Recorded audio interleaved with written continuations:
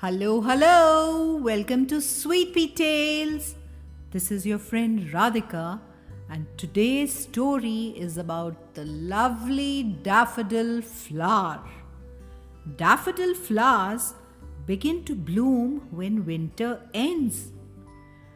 They are a symbol of spring and new beginnings, and they are mostly in golden yellow color. The story I'm sharing with you today is about a red daffodil that used to feel out of place in the daffodil patch in the garden.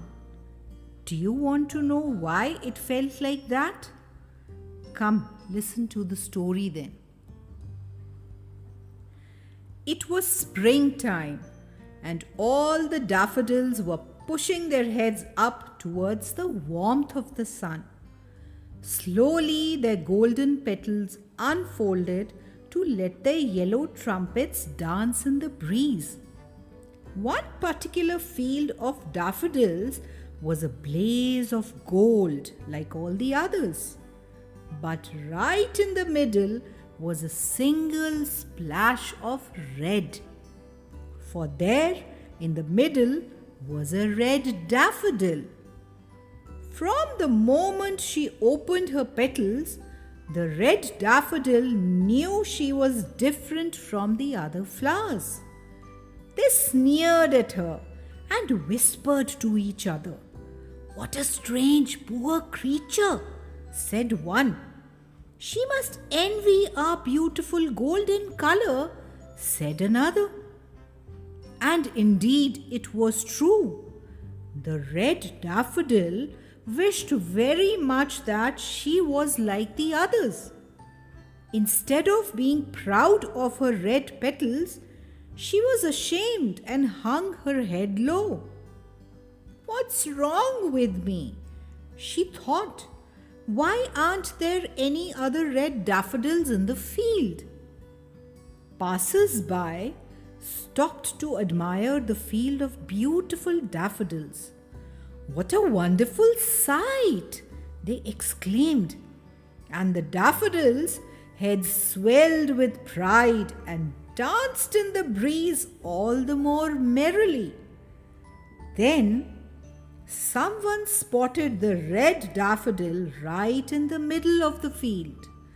"Look at that extraordinary flower!" the man shouted. Everyone peered into the center of the field. "You are right," said someone else. "There's a red daffodil in the middle." Soon a crowd had gathered, all pointing at the red daffodil. She could feel herself blushing even redder at the attention. "How I wish my petals would close up again," she said to herself in anguish. But try as she might, her fine red trumpet stood out for all to see. Now, in the crowd of people gathered at the edge of the field was a little girl. People were pushing and shoving, and she couldn't see anything at all. At last, her father lifted her high up on his shoulders so that she could see into the field. "Oh!" exclaimed the little girl in a very big voice. "So that's the red daffodil. I think it's really beautiful.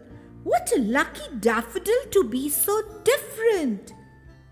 And do you know, other people heard what the little girl said, and they began to whisper to each other. "Well, I must say, I actually thought myself it was rather pretty, you know." Before long, people were praising the daffodil's beauty and saying it must be a very special flower.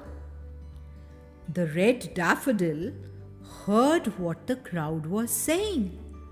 Now she was blushing with pride and held her head as high as all the other daffodils in the field. The other daffodils were furious. "What a foolish crowd," said one. "We are the beautiful ones." They turned their heads away from the red daffodil and ignored her. She began to feel unhappy again.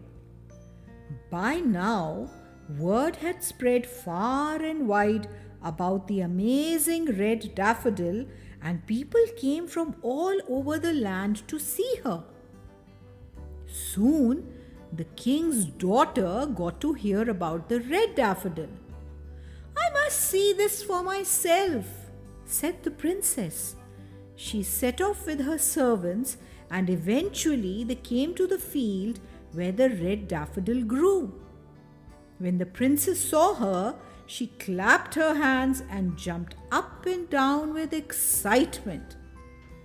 "The red daffodil is more beautiful than I ever imagined," she cried. Then she had an idea. "Please bring me my pet dove," she said to her servant. The man looked rather puzzled, but soon he returned with the bird. "As you know," said the princess to the servant, "I am to be married tomorrow, and I would dearly love to have that red daffodil in my wedding bouquet." The princess sent the dove into the middle of the field, and it gently picked up the daffodil in its beak and brought her back to where the princess stood. The princess carried the daffodil back to the palace. She put the daffodil in a vase of water, and there she stayed until the next day. In the morning, the princess's servant took the red daffodil to the church.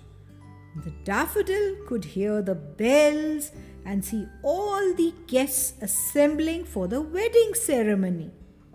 Then she saw the princess arrive in a gorgeous coach pulled by 4 white horses. How lovely the princess looked in her beautiful gown and her head crowned with deep red roses. As the servant reached the church door, the princess's lady-in-waiting stepped forward holding a huge bouquet of flowers. Just as the flowers were handed to the princess, the servant placed the red daffodil among the other flowers in the bouquet. For a while, the red daffodil was overcome by the powerful scents of the other flowers in the bouquet. But when at last she looked around her, she realized with astonishment that all of them were red. There were red daisies, red lilies, red carnations, and red foxgloves. "Welcome," said one of the daisies. "You're one of us." And for the first time in her life, the red daffodil felt really at home. After the wedding, the princess scattered the flowers from her bouquet among the flowers in her garden. Every spring, when she opened her petals, the red daffodil found she was surrounded by lots of other red flowers, and she lived happily in the garden for many, many years. Dear friends, the moral of this lovely story is that no matter how different we feel, we all have a special place in this beautiful world. Keeping that in mind, take care till we meet next. Bye bye.